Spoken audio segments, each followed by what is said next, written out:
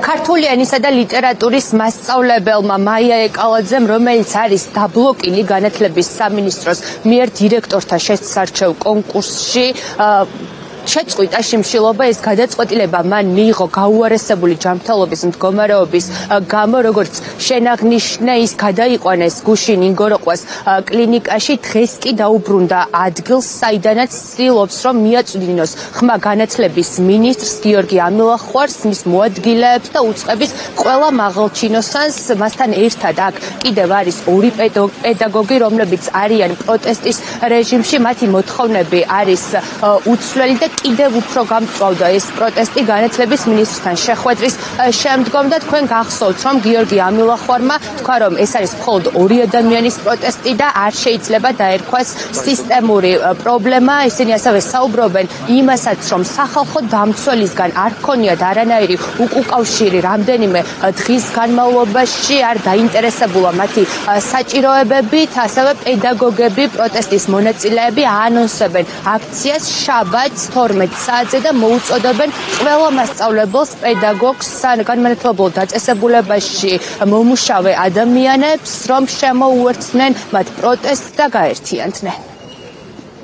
მნიშვნელოვანი ცვლილებები ანალიზებში არ არის, თუმცა არის ცვლილებები, მაგრამ შემიძლია ფეხზე დგომა. კიდევ არსებობს რაღაცები, რითი ბრძოლაც შეიძლება და რითიც შეიძლება მიზნის მიღწევა, რომ სკოლა გახდეს სრულყოფილი და თუ არა სრულყოფილებასთან ცოტა მიახლოებული მაინც. ხენახევრის განმავლობაში სახალხო დამცველის ოფისიდან ვერავინ მოახერხა, აუცილებელი არ იყო სახალხო დამცველის მოსვლა, ვერავინ მოახერხა მოსვლა. რაც შეეხება პრობლემებს, პირდაპირ ეხება სახალხო დამცველს. იქ რომ ყველა სიტყვაზე გვეთანხმებოდა და თანაგვიგრძნობდა, ერთხელ არ მოუკითხია საქართველოს მოქალაქე, მოშიმშილე, ყინვაში, სიცივეში. შაბათს 12 საათზე სოლიდარობის მიზნით მოდიან მასწავლებლები და არა მარტო მასწავლებლები, ჩვენ გვინდა მოვუწოდოთ საზოგადოებას, რომ აი ამ სისტემური ჭირის მოსაგვარებლად დავდგეთ ერთად, დავითანხმე მაია, ნახე მისი პირველი გადაწყვეტილება იყო, მაგრამ მაინც დავითანხმე, რომ შიმშილობის ფორმა არ გაგრძელდება, იმიტომ რომ შიმშილობა ნიშნავს, რომ დავასრულებთ მაშინ მალე აქციას. გავაგრძელებთ პროტესტის ამ ფორმას, კიდე რაღაცებს შევიტანთ. 19 არასამთავრობო ორგანიზაცია გამოეხმაურა პედაგოგების პროტესტს, მათ შეიმუშავეს რეკომენდაციები. ისინი აცხადებენ, რომ საგანმანათლებლო დაწესებულების პოლიტიზება არის საკმაოდ მწვავე პრობლემა და ეს საკითხი დგას დღეს ქვეყანაში.